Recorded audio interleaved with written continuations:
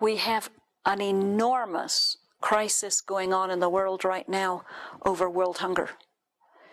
There are numerous countries on the brink of falling apart because they don't have enough food.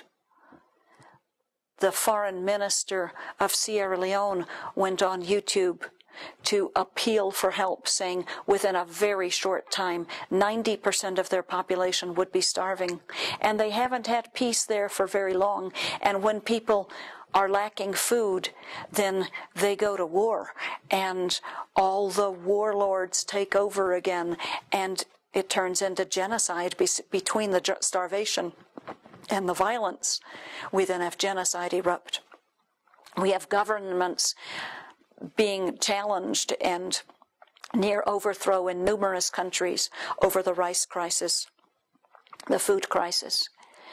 So what can we do? What can you and I do? We Americans who generally have plenty. So our oil prices go up, things are a little tighter, but we're not starving.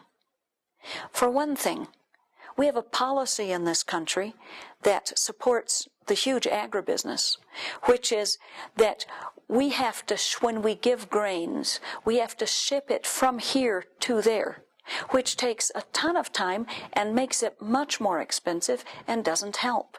Instead, why don't we buy the grains that are being produced right there? Buy from neighbors, support their businesses, and give to those who are starving. We need to stop always trying to benefit our own big business and actually care for the outcome. We need to see ourselves and know ourselves as brothers and sisters to all people in the world. And these are our brothers and sisters that are going to be starving at rates we haven't seen in quite a while. Things were getting better in many countries food-wise, and now they're going down the tubes. Why are they going down the tubes? Oil prices, we may say. Why are oil prices what they are? How about the trillions we're spending on wars that we have no business being in? Surely somewhere that money was going to have to come from. Why has no one asked, but how do we suddenly have all this money to pour into that war we didn't have before? Where is it coming from? Our programs in this country have been getting stripped. Our social programs have been stripped. Our support programs, our education, our health programs are stripped of their money to put into a war budget. Do we, the people, want that? Did we agree to that? I don't think so. And if we haven't, who are we letting know?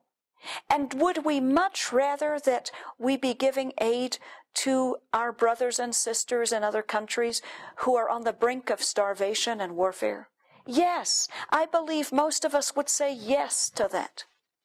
So we need to do two things. We need to contact our governments, our representatives, our officials, and adamantly let them know what we want, and we mean it, and it's a priority.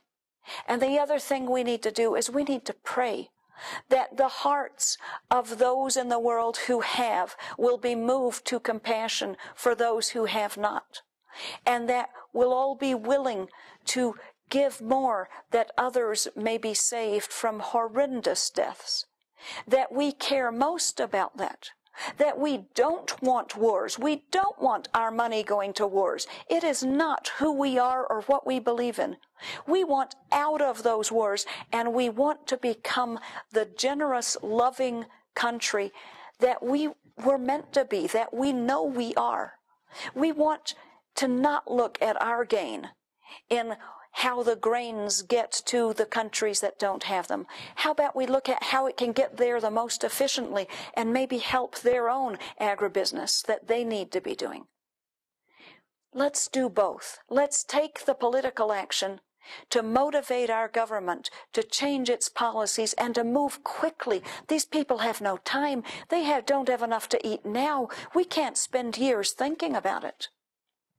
Let's move quickly, and let's pray for a change of heart and mind in the governments of all the developed world, that they hear and respond to the great need in the developing world now.